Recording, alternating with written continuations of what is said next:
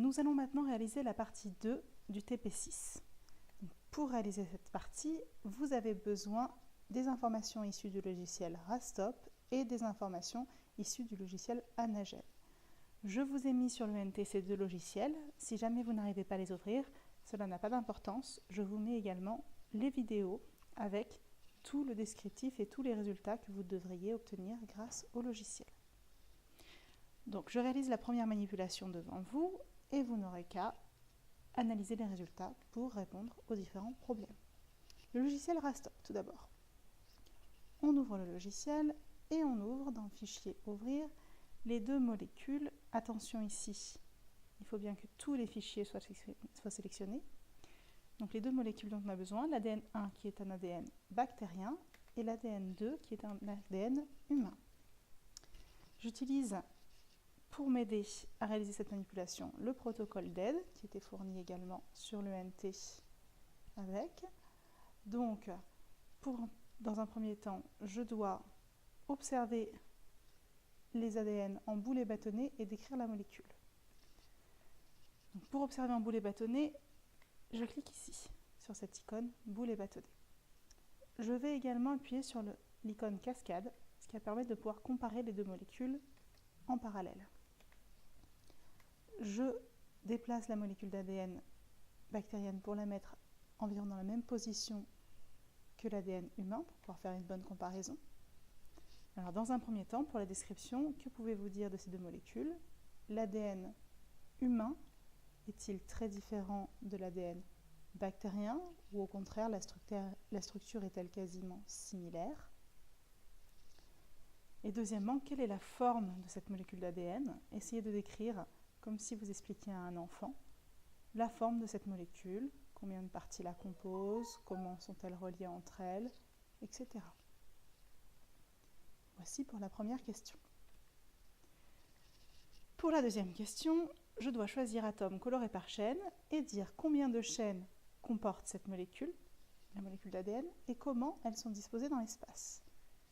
Donc, je colore par chaîne mes deux molécules d'ADN et je compte combien de chaînes composent ces deux molécules d'ADN et comment sont-elles réparties dans l'espace. Est-ce qu'elles sont l'une au-dessus de l'autre, l'une à côté de l'autre, l'une entremêlée avec l'autre, complètement indépendantes l'une de l'autre, etc. Une fois que j'ai répondu à cette question, je peux aller dans liaison hydrogène et choisir type bâtonnet et écrire 150. Donc je vais dans liaison hydrogène, type bâtonnet et j'écris 150. Je vais dans colorer par et ici je choisis type.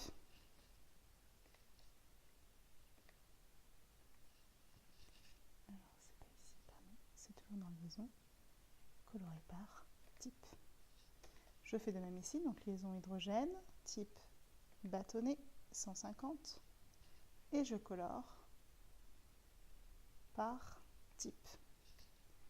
Que pouvez-vous dire sur l'emplacement de ces liaisons hydrogène? Où se situe-t-elle dans les molécules d'ADN? Il s'agit de liaisons, ce qui veut dire qu'elles relient des éléments entre eux. Quels sont les éléments reliés par ces liaisons hydrogène?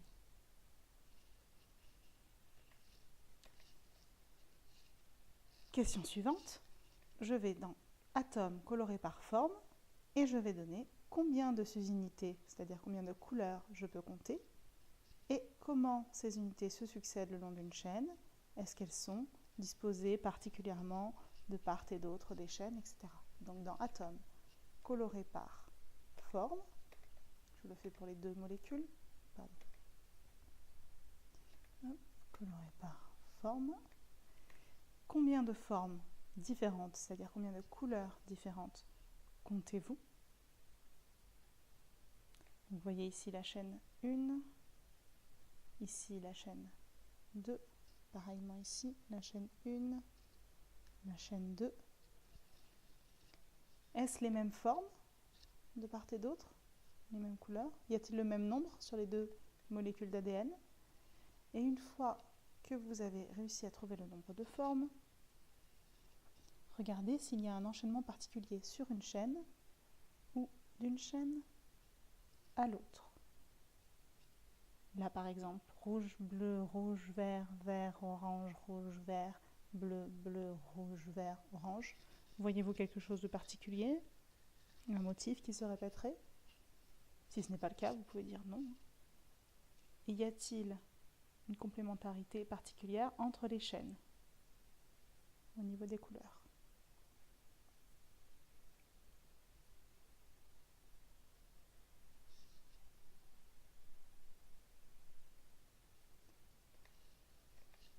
Une fois que vous avez répondu à cette question, vous pouvez résumer toutes vos informations en réalisant un schéma de la molécule d'ADN. Dans votre fiche de réponse,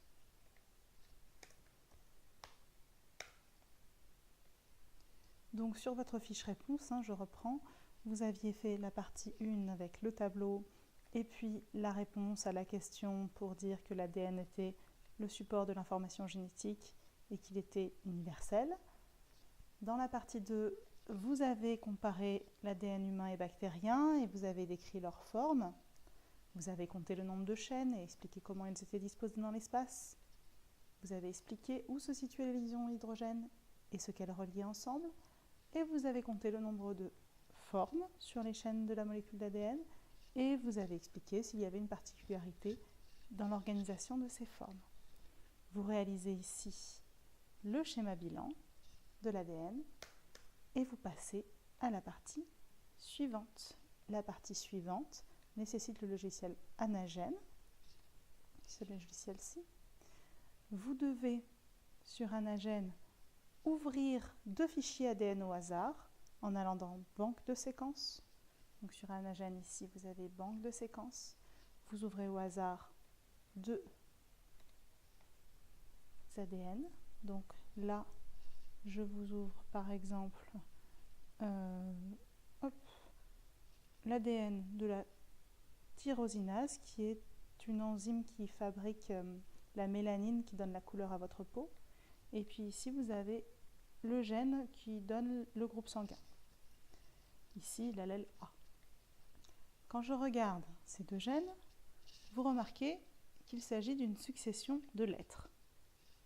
Comptez combien il y a de lettres différentes. Est-ce les mêmes lettres également en bas? Et puis une fois que vous avez trouvé les différentes lettres qu'il existe, comparons ces 2 gènes. Font-ils la même taille? Ont-ils le même nombre de lettres?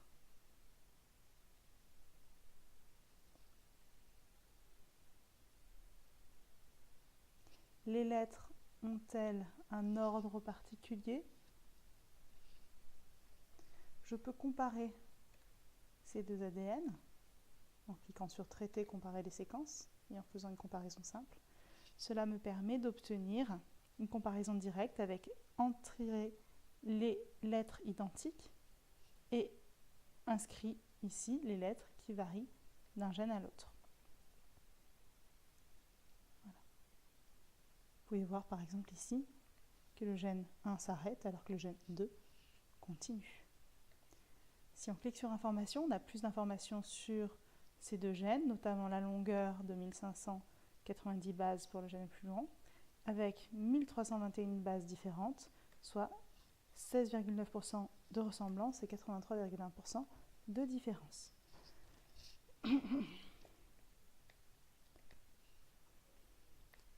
Si maintenant je viens regarder un autre allèle pour le groupe sanguin, donc le même gène que le premier, il s'agit du gène du groupe sanguin, mais un allèle différent, c'est-à-dire une version du gène différente, et que je compare ces 2 séquences, regardez, les tirés étant les parties similaires. Donc ici, une première différence, une deuxième différence, et là encore 2 différences. et la taille est similaire. Donc là, vous voyez que pour un même gène avec des allèles différents, il y a beaucoup moins de différence qu'entre deux gènes complètement différents. Grâce à ce document-ci, vous devez répondre à la question suivante. Décrire sous quelle forme les informations génétiques sont-elles contenues dans l'ADN. Quelle est la forme de l'information génétique? Je vous remets l'image. Je vous donne une information supplémentaire. Les lettres ici qu'on regarde s'appellent des nucléotides. C'est pour ça qu'on appelle la séquence de ces nucléotides la séquence nucléotidique de l'ADN.